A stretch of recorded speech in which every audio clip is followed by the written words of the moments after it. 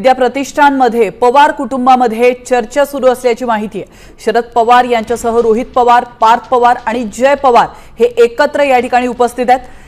अजित पवार अध्यक्ष असलेल्या संस्थानाबाबत चर्चा होत असल्याची माहिती समोर येते। विद्या प्रतिष्ठानमध्ये सध्या शरद पवार, रोहित पवार आणि पार्थ पवार उपस्थित आहेत, ते एकत्र आलेत। राज्यातील विविध संस्थांवर अजित पवार हे मुख्य अध्यक्ष होते, ज्यातील अनेक संस्था या बारामतीमध्ये आहेत आणि या संस्थांच्या आणि पुढील कार्यकाळाबाबत या चारही जणांमध्ये चर्चा होण्याची शक्यता आहे। तर आपण पाहतोय विद्या प्रतिष्ठान या ठिकाणी ही बैठक सुरू आहे। विद्या प्रतिष्ठानमध्ये पवार कुटुंबात चर्चा सुरू आहे। शरद पवार यांच्यासह रोहित पवार, पार्थ पवार एकत्र आले।